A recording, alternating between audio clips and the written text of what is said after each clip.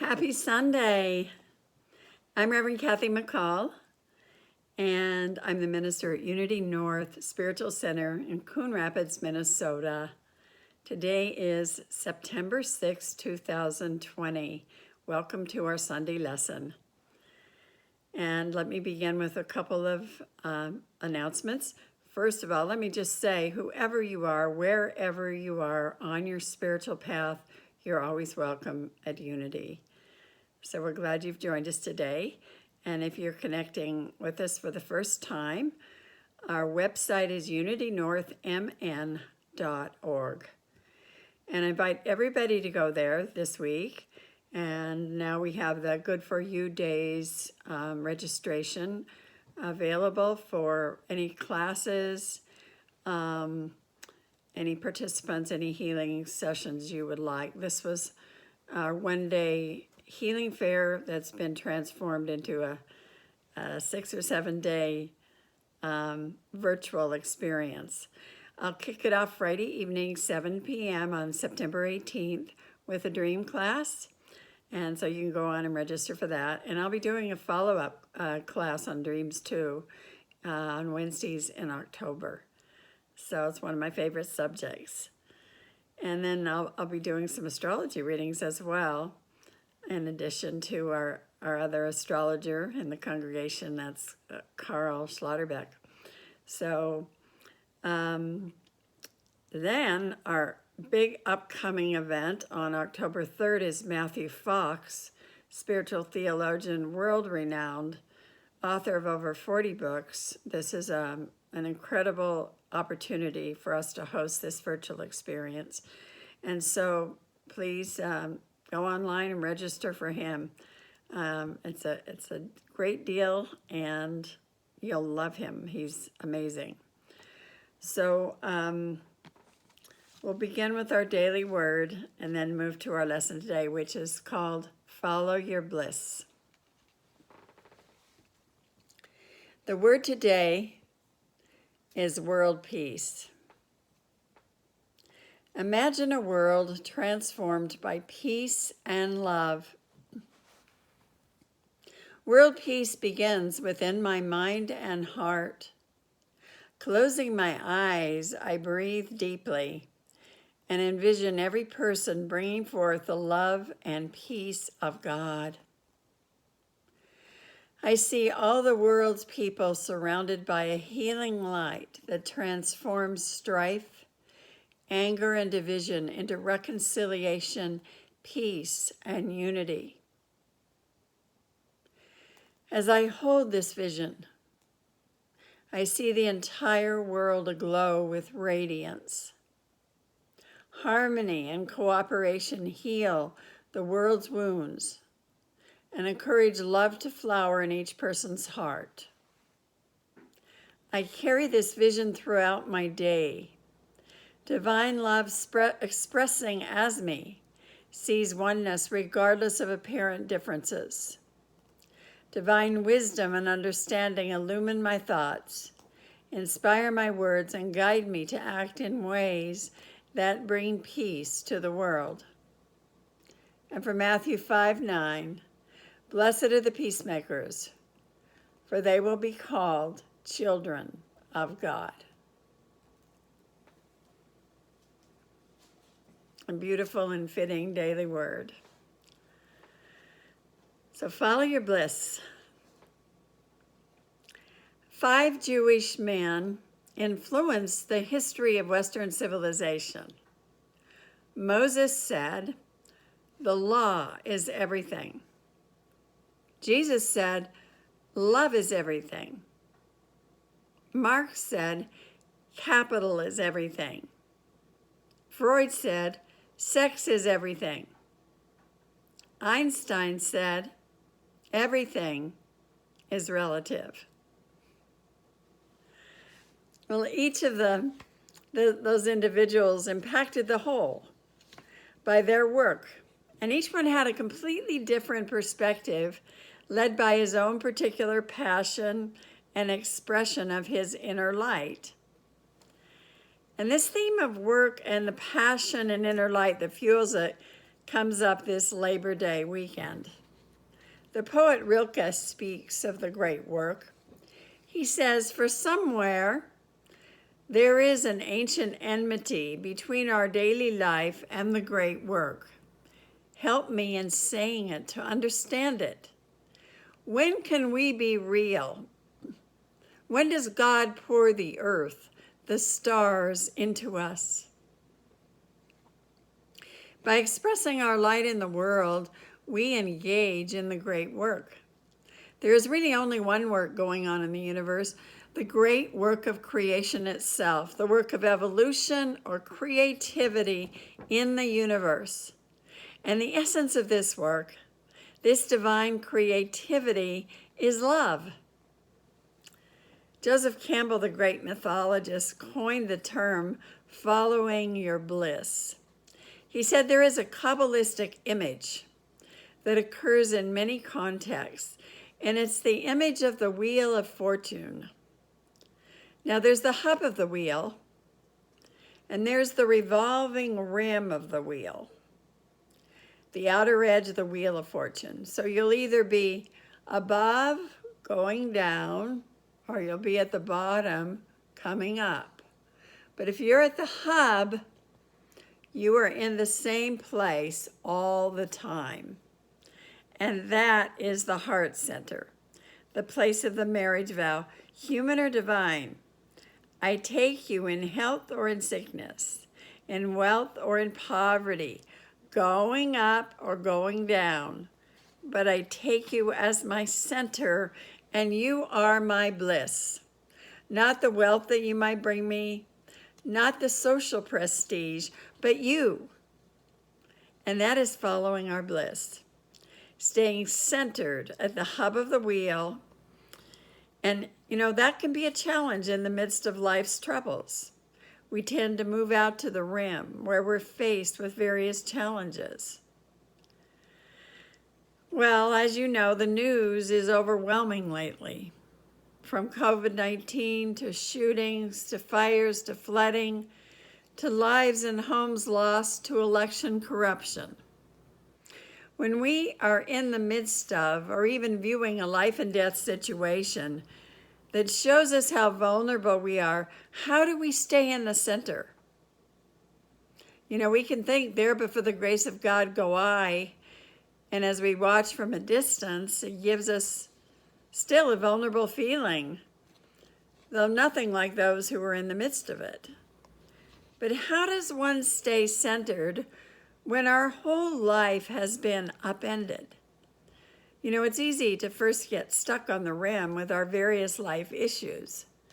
But I'd like to focus today on the hub of the wheel, the place of divine light, the heart center, the power of love and bliss. This is where we experience the call to the great work of the universe. Staying at the center of the wheel means centering ourselves. So our work and our actions come from the heart, and we shine God's love in the world. One woman said of her work, "My husband commutes 92 miles each way, 4 days a week. And I'm a preschool teacher mornings and an emergency medical technician nights. We have 2 young children, so needless to say, house cleaning has a low priority in our home. I did not realize how far down on our list it was until I helped our 6-year-old clean his room. When I stripped the sheets from his bed to launder them, he asked what I was doing. My explanation evoked a cry of amazement. 'Wow, Mom,' he said, 'will we have to do this every year?'" Well, in Joseph Campbell's interview with Bill Moyers, he said, he came to this idea of following our bliss because in Sanskrit, which is the great spiritual language of the world, there are 3 terms that represent the brink or the jumping off place into the ocean of transcendence. And those 3 words are Sat, Chit, and Ananda. Sat, Chit, Ananda. And it means bliss or rapture. And Campbell said, I don't know whether my consciousness is proper consciousness or not. I don't know whether my being is my proper being or not, but I do know what my rapture is. So let me hang on to my rapture, and that will bring me to both my consciousness and my being.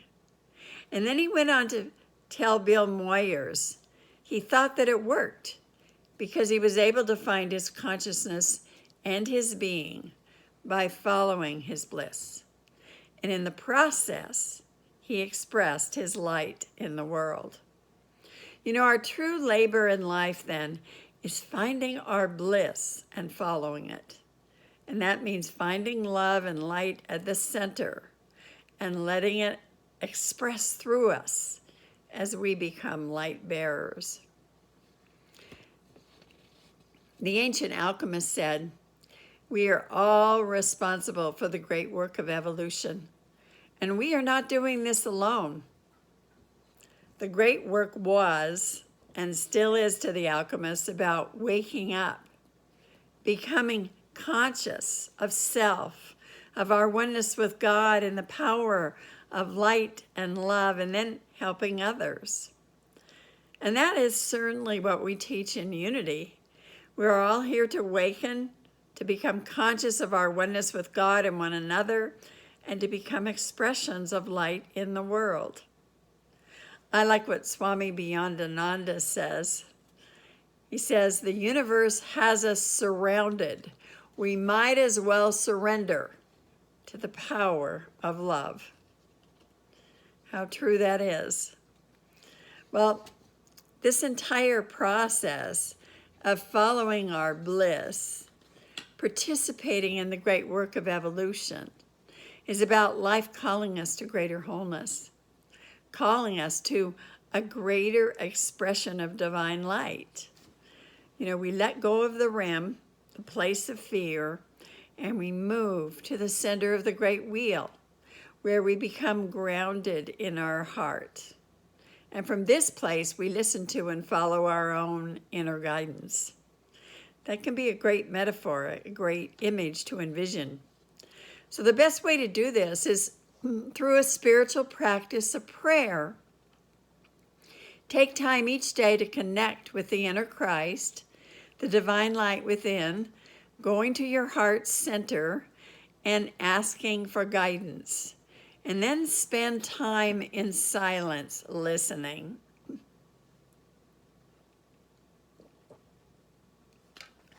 So, following our bliss means we have to separate from our comfort zones. Sometimes it's forced upon us by unexpected events. Sometimes we must defy those people in our environment telling us what we cannot do or what we should do. We often have to look past outer appearances of lack and limitation and hold to our dreams, stay centered, and come from that place of love and light within us. Do you remember Susan Boyle, that singer who auditioned on Britain's Got Talent? I think the whole world knows Susan Boyle. She'd been told she had a learning disability from being deprived of oxygen during her difficult birth. And she still participated in singing events because singing was her passion. Others often mocked her and bullied her through the years. And she finally said, there are enough people in the world who are going to write you off. You don't need to do that to yourself. Good advice. Well, her mother encouraged her to audition for Britain's Got Talent. And she was hesitant because she also believed people were being chosen for their looks. But through the constant persuasion of her former coach, she gathered the courage to try as a tribute to her mother. And her performance was the very first after her mother's death. She was 47 years old back then in 2009. Well, when she stepped on the stage and she was asked about her dreams, she responded, I'm trying to be a professional singer, as successful as Elaine Page. Well, at that point, some parts of the audience started rolling their eyes in disbelief. Despite the crowd's doubt, Boyle chose to ignore them and sang her winning piece, I Dreamed a Dream, from Les Miserables. And as soon as she hit the first note, the audience was awestruck. Her audition received 2.5 million views on YouTube in the first 72 hours. And when her first album, I Dreamed a Dream, was released, it became the UK's best-selling debut album of all time. Her successive albums have done very well also. Through this time period, she learned she had been misdiagnosed with a low IQ and learning disability. And in fact, she actually has Asperger's syndrome and a high IQ. So great revelation for her. Regardless, she dreamed her dream and she fulfilled it by letting her light shine in the world. It's a beautiful story. Well, before the late Maya Angelou became the powerful poet and civil rights activist the world remembers her as, she suffered a life of torment and darkness that nearly stole her voice forever. At a very young age, she was forced to endure intense physical and emotional abuse at the hands of a family member. As a result, she became mute for nearly 5 years. Well, it all changed one day with the help of a family friend, a teacher named Bertha Flowers. Angelou credited Mrs. Flowers for helping her find her own voice again. Through Flowers, she was introduced to African-American female artists like Frances Harper, Ann Spencer, and Jessie Fawcett. In addition, Mrs. Flowers introduced Angela to Dickens, Shakespeare, Poe, and several other prolific writers who would come to greatly influence her personal and professional philosophies. Maya Angelou went on to say yes to her dream, and she let her light shine. Well, these individuals and so many others have defied their doubts and the opinions of others. They've separated the true from the false, and they have followed their bliss. And whether they achieved material success is not the point. It was the overcoming of outer appearances and other opinions and acting out of love that is important. The money may then just be icing. It's like the story of a father and his son who took a donkey to the market. The man sat on the beast and the boy walked. And people along the way said, what a terrible thing, a big, strong fellow sitting on the donkey's back while the youngster has to walk. So the father dismounted and the son took his place. And soon onlookers remarked, how terrible, the old man walking and the little boy sitting. At that, they both got on the donkey's back, only to hear others say, how cruel, 2 people sitting on one little donkey. So off they got. But other bystanders commented, how crazy, the donkey has nothing on his back and 2 people are walking. Finally, they both carried the donkey and they never did make it to the market. To find our passion, we must separate ourselves from the opinions of others, especially when we do not fit in, and be willing to be and do what we love. Sometimes we do things because others think we should. Little boy sat at the piano resisting his lessons and said, Mom, I just wish you hadn't been deprived of so many things when you were a child.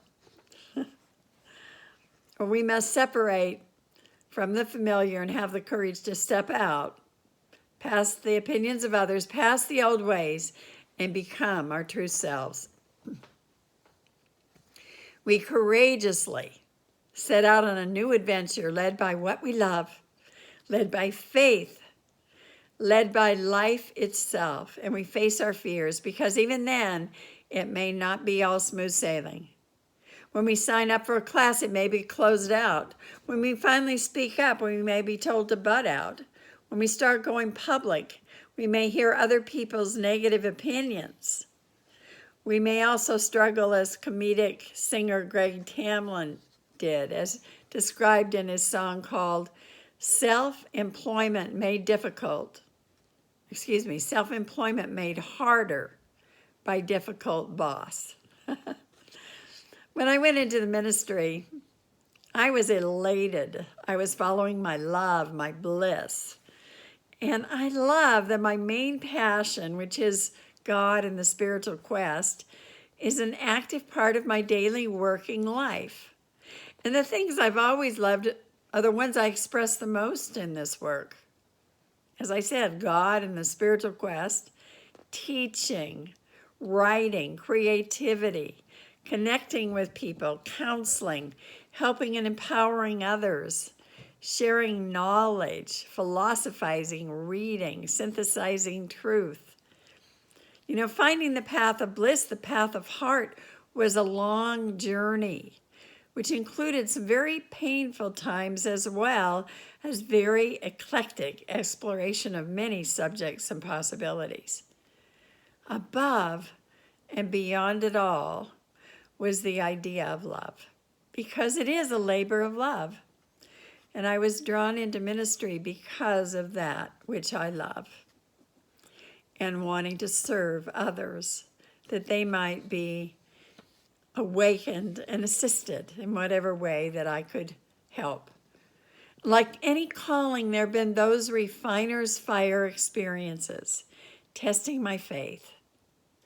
I had to overcome a painful shyness, and I've had to go through divorce, and I had to trust in the universe to provide despite outer appearances over and over again. You know, we all have various tests on our journeys, whether they're about money or relationships or health or loss, the releasing of fears or experiences beyond our control. Some of us are called to serve in a great capacity, and others with small acts of love and dedication that may never be visible in the world, but will create a blueprint for the world to come. We all have the capacity to serve each day in small or large ways as we are guided.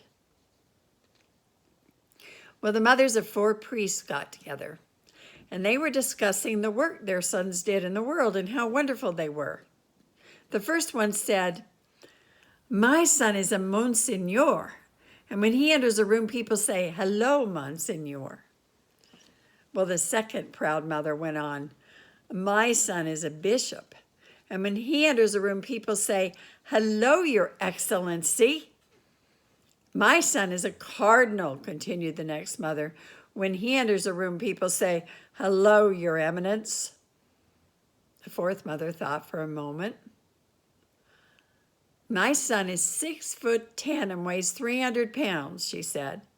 "When he enters a room, people say, 'Oh my God.'" Well, it's never too late to follow our bliss, since it means listening to our heart one day at a time. Sometimes becoming part of the great work by following our bliss is simply a change of perception. Joseph Campbell said he had a superstition that grew on him as the result of invisible hands coming all the time to help him.